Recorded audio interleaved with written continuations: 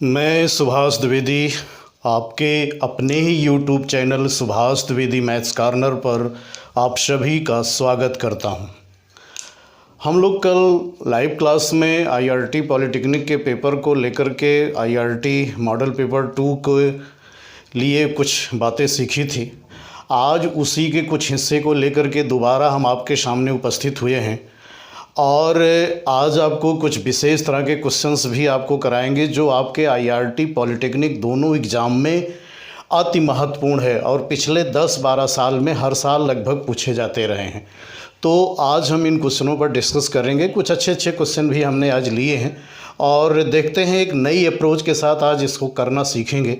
तो आइए देखते हैं बिना समय गंवाए आज की क्लास का पहला क्वेश्चन आपके सामने है।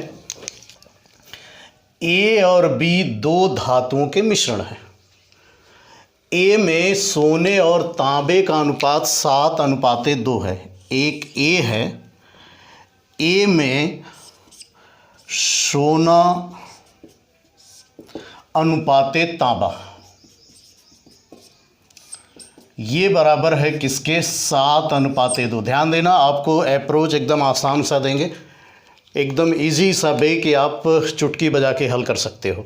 सोना और तांबे का अनुपात 7:2 है, जबकि जो बी मिश्रण है उसमें इसी का जो अनुपात दिया है सोना अनुपाते तांबा, वो दिया गया है 7:11। ए और बी दो धातुओं के मिश्रण है। ए में आपका 7:2 है और बी में 7:11 है। तो कह रहे हैं कि इन दोनों को मिला करके एक तीसरी धातु बनाई जा रही है। इन दोनों का मिक्सचर होगा। मिक्सचर होने के बाद आपको क्या कह रहा है? एक तीसरी धातु सी बनाई जा रही है। लेकिन ये सी धातु कैसे बनाई जा रही है? इस सी धातु में ए की समान मात्रा होगी और बी की भी समान मात्रा। समान मात्रा का मतलब ये है कि अगर ये सोने और तांबे को 10 ग्राम लेंगे तो इसका भी 10 ग्राम लेंगे, इसका 20 ग्राम लेंगे तो इसका भी 20 ग्राम लेंगे, इसका 40 ग्राम लेंगे तो इसका 40 ग्राम लेंगे। तो अगर जब मिला करके बना देंगे तो पूछ रहा है कि सोने और तांबे का अनुपात क्या होगा। तो बात को समझिए, यहाँ से 7:2 है, यहाँ से 7:11 है। अगर हम इस दोनों अनुपात को जोड़े तो 7 2 9 हो जाएगा और यहाँ से दोनों अनुपात को जोड़े तो 11 7 18 हो जाएगा। कहने का अर्थ है कि ज़्यादा बेहतर यह है कि हम दोनों के 18-18 ग्राम ले लें। तो जब 18-18 ग्राम लेने की बात आएगी तो ये जो आपका 7:2 है इसको 2 से गुणा कर दो और जैसे ही 2 से गुणा कर दोगे स्वाभाविक है ये हो जाएगा 14:4 के। 214 14:4 और ये आपका हाई है उतना ही 7:11। तो ये बताइए अगर हम दोनों मिला दें 14 4 कितना हो गया? 18। 7 और 11 कितना हो गया? 18। मतलब 18 ग्राम उसका भी ले लो, 18 ग्राम उसका भी ले लो। तो ये बताइए जब दोनों मिलाओगे तो 36 हो जाएगा। लेकिन उस 36 में 14 7 21 और 11 4 कितना हो गया? 15। 14 7 21 हो गया और 4 और 11 कितना हो गया? 15। अर्थात 36 में 21 ग्राम तो सोना होगा और 15 ग्राम तांबा होगा। आप इसको सरल कर दो तो ये हो जाएगा 3 सत्ते 21 3 पचे 15। 3 सत्ते 21 3 पचे 15। अर्थात सी में सोने और तांबे का जो अनुपात होगा वो 7:5 होगा। आप वीडियो को पॉज करके दोबारा आप देख सकते हो और प्रयास करके समझिएगा। इस तरह के बहुत सारे क्वेश्चन आते हैं। आप इसके परंपरागत तरीक़ों पर जाओगे तो आपको निकालना पड़ेगा, बहुत सारे समय है। तो आपको एकदम आसान दोनों को बराबर कर दिया और तुरंत हमारा रेशियो आ गया।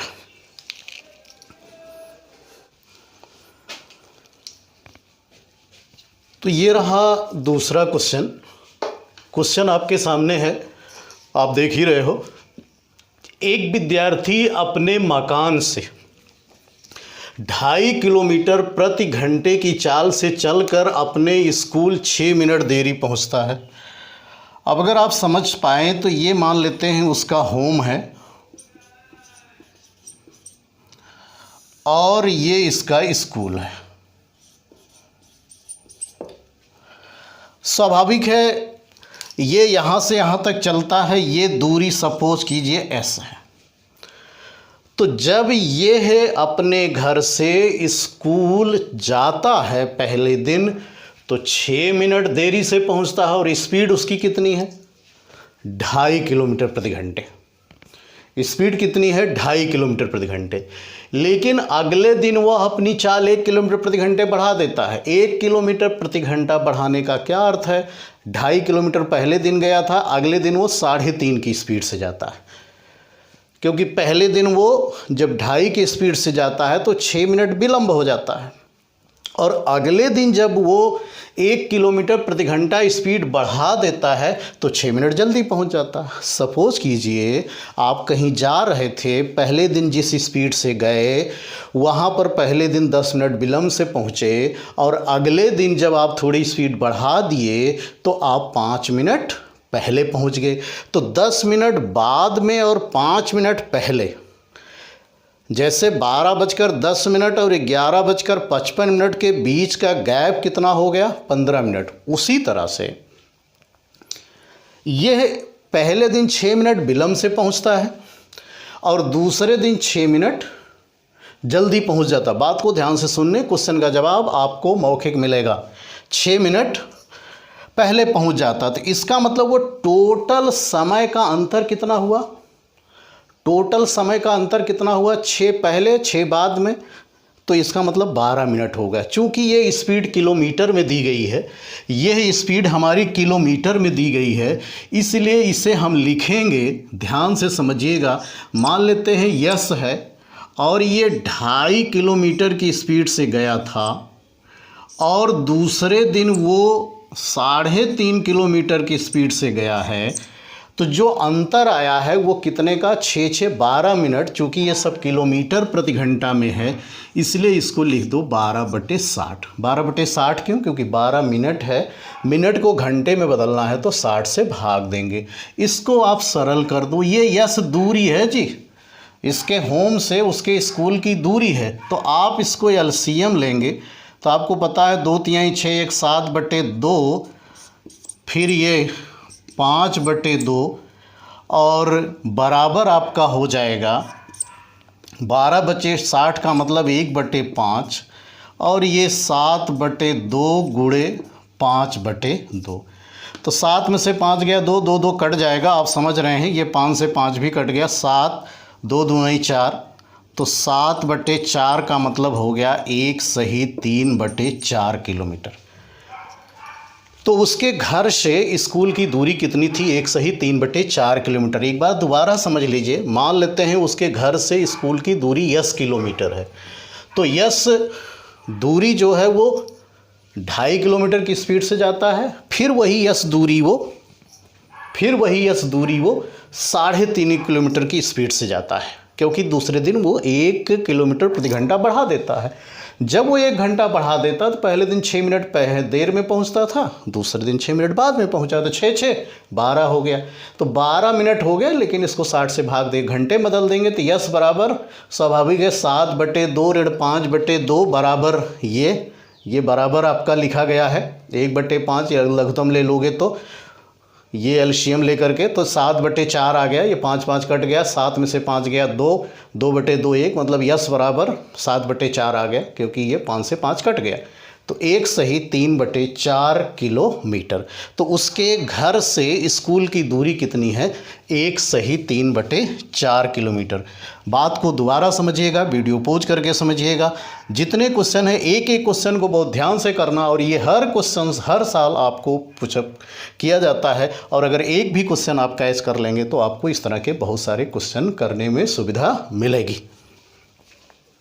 नंबर 3, 24 विद्यार्थियों की एक कक्षा की औसत आयु 14 वर्ष 7 माह। औसत आयु का अर्थ होता है कि जितने हों उनको जोड़ करके जितनी संख्या हो उससे भाग दे दो। जैसे आप 6 विषय का पेपर दिए, सब में कुछ कुछ अंक मिला, तो उसको जोड़ करके जो 6 से भाग दे देंगे, दैट इज योर एवरेज, वही आपका औसत है। अब यहाँ पर क्या कह रहा है, क्वेश्चन को समझो। 24 विद्यार्थियों की एक कक्षा की औसत आयु 14 वर्ष 7 मास है। एक नया विद्यार्थी जब आ जाता है, एक नए विद्यार्थी के आ जाने पर यह औसत आयु 14 वर्ष 6 माह रह गई, नए विद्यार्थी की आयु है। तो ये बताइए 14 वर्ष 6 माह है, 14 वर्ष 6 माह है। स्वाभाविक है पहले कितना था, 14 वर्ष 7 मास। बहुत ध्यान से समझिएगा, क्वेश्चन को हम आपको मौखिक देंगे। मौखिक पहले कितना था, 14 वर्ष 7 मास, लेकिन अब ये 14 वर्ष कितना होगा, 6 महीने। कहने का अर्थ ये है कि वर्ष तो समान है लेकिन महीने में एक की कमी आ गई। तो पहले 7 मास एवरेज आ रहा था, अब 6 मास आ रहा था, लेकिन ये जो 1 महीना घटा वो कितने लोगों का घटा, ये 1 महीना एक एक एक एक क्योंकि 24 है तो एक एक महीने करके कितना घटा, तो कमी कितनी हुई, ये कमी हो गई 24 गुणे 1। एक कहाँ से आया, 14 वर्ष 7 माह है और ये 14 वर्ष आपका कितना है, 6 माह। तो 1 महीने की कमी आई, तो 24 गुणे 1 अर्थात ये 24 मास कम हो गया। कितना कम हो गया, 24 मास।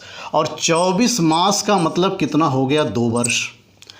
अर्थात जो पहले एवरेज था 14 साल 7 महीने, उसमें इसके आ जाने से जो कमी आई है वो 2 साल की कमी आई है। तो इसका मतलब जो अभी एवरेज 14 वर्ष 6 माह है, तो जो कमी आई है आने वाले के कारण ही रह गई है। तो नए विद्यार्थी की उम्र या आयु पूछ रहा है, तो आयु कितना हो गया, 14 वर्ष 6 माह में से 2 वर्ष घटा दो, 14 वर्ष 2 माह में से 2 वर्ष घटा दो तो कितना आ जाएगा, 12 वर्ष 6 मास हो जाएगा। 12 वर्ष 6 मास। आपको अगर परंपरागत तरीकों से लगाना है तो उसका भी उपाय है। आप क्या करिए, इस 25 लोगों के 14 वर्ष 6 माह में से, स्वाभाविक है इसको आप पहले 14 वर्ष 6 माह है तो 14.5 साल हो जाएगा, या पूरे को महीने में बदल देना। 25 गुणे 14 गुणे 12 और उसमें 6 जोड़ देना। 14 गुणे 12 धन 6 ऋण ये हो जाएगा 24, ये हो जाएगा आपका 24 गुणे, पहले कितना था 14 वर्ष 7 माह, 14 गुणे 12 धन 7, मतलब टोटल मास में बदल करके घटा दीजिए, बाद में साल में बदलेंगे। तो वो एक लंबी प्रक्रिया है। मैंने एकदम साधारण तरीका बताया कि पहले 14 वर्ष 7 मास है, जब एक आदमी आ गया तो औसत आयु कितनी हो गई, 14 वर्ष 6 महीने हो गए। इसका मतलब ये है कि 7 और 6 का अंतर कितना हुआ, 1, और इस 14 का अंतर तो 0 हो गया, अर्थात 1 महीने घट गया। लेकिन 1 महीने कितने लोगों का घटा, 24 लोगों का घटा। और अगर ये 24 लोगों का घटा तो 24 गुणे 1 24 मास उसके आने से घट गया। अभी वर्तमान में 14 वर्ष 6 माह है, इसका मतलब है कि 12 वर्ष क्या हो गया, 6 मास। दूसरा ये है कि अगर हम यहाँ 25 लोगों को लेते कि 25 लोगों घटा है तो पहले वाले में से घटाएंगे, तब 25 आपका हो जाएगा, तब 25 महीने हो जाएगा, तब 2 वर्ष 1 मास हो जाएगा, तब इसमें से घटा देंगे। चूँकि अभी के लिए है, चूँकि 24 है, क्योंकि हमने 24 लोगों का ही लिया है, तो 24 के लिया है तो 12 महीने, 24 गुणे 1 24 मास 2 वर्ष आया, तो 12 वर्ष 6 मास हो गया। अर्थात जो आने वाला विद्यार्थी है, जो नया वाला आया है, उसकी आयु कितनी है, 12 वर्ष 6 मास।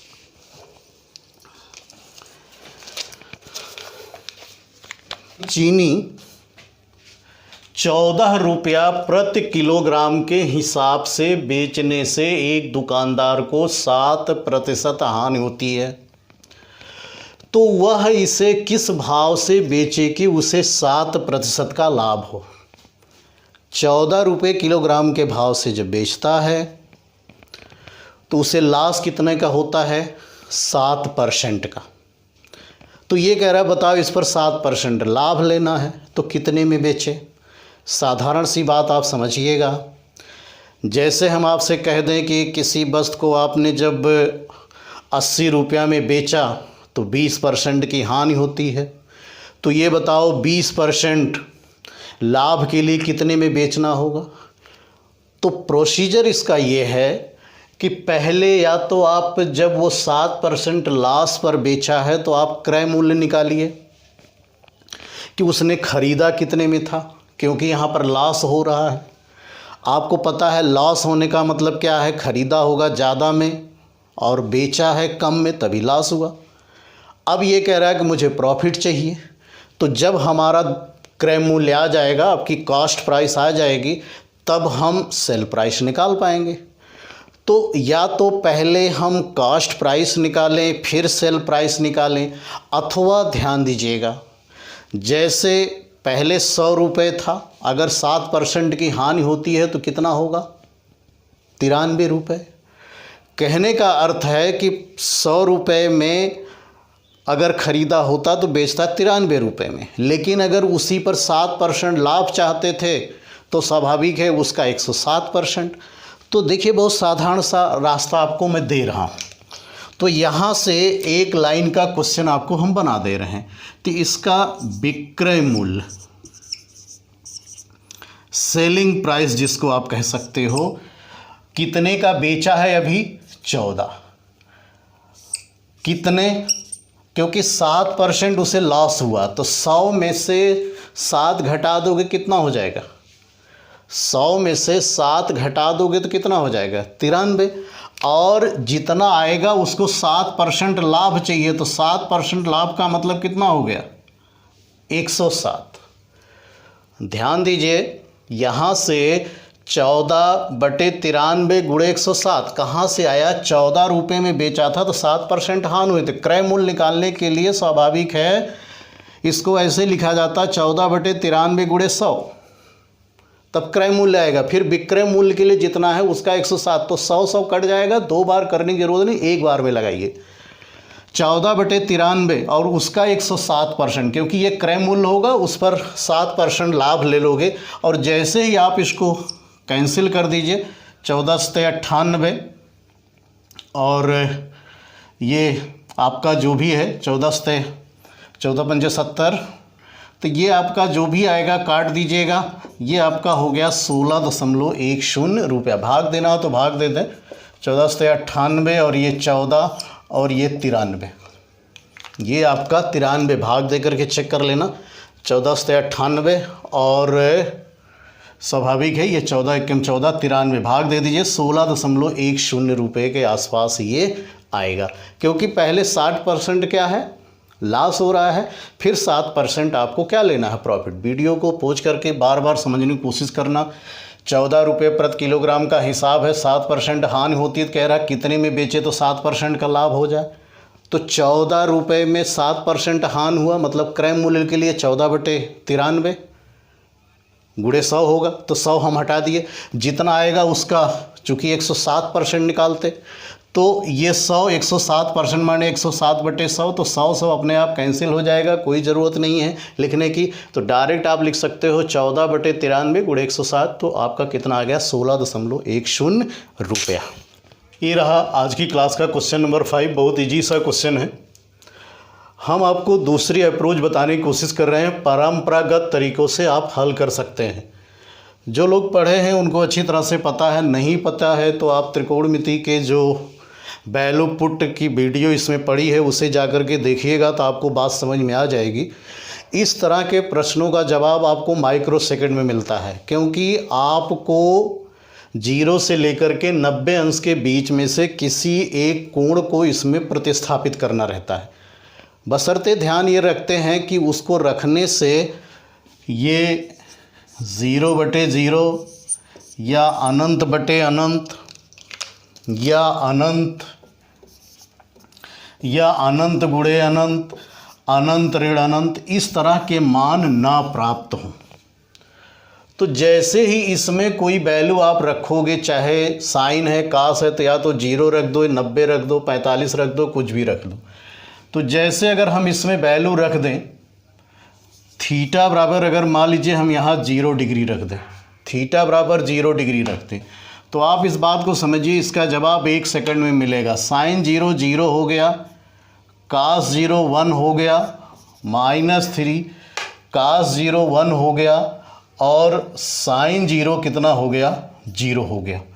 तो यहाँ से आंसर 2 - 3 बराबर किसके हो गया, -1। आपके डाउट के लिए हम आपको दूसरा भी रख के दिखाते हैं। मान लेते हैं हम थीटा बराबर 90 डिग्री रख देते हैं।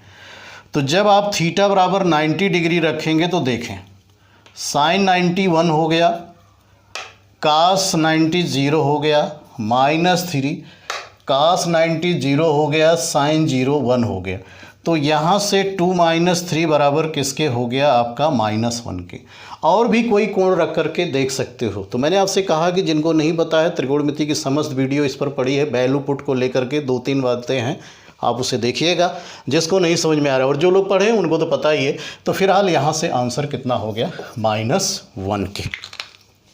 तो आज का क्लास हम यहीं पर समाप्त करना चाहेंगे। आप लोग हर क्वेश्चन को बहुत सावधानी से करिएगा, और एक एक क्वेश्चन पर प्रैक्टिस करके 10-10 20-20 क्वेश्चन आप कर सकते हो। और जिसको कोई समस्या होगी तो आप कमेंट बॉक्स में आप भेजिएगा, और अगर बात समझ में आ जाए तो वीडियो को आप लाइक और शेयर भी कर सकते हो। और अगर कोई एग्ज़ाम से संबंधित कोई और समस्या हो तो आप ज़रूर कमेंट बॉक्स में बताइएगा। और अगर कोई और क्वेश्चंस आपका प्रॉब्लम क्रिएट कर रहा हो तो उसे भी बताइएगा। मिलते हैं इस तरह के क्वेश्चन को लेकर के अगले वीडियो में। तब तक के लिए जय हिंद, जय भारत।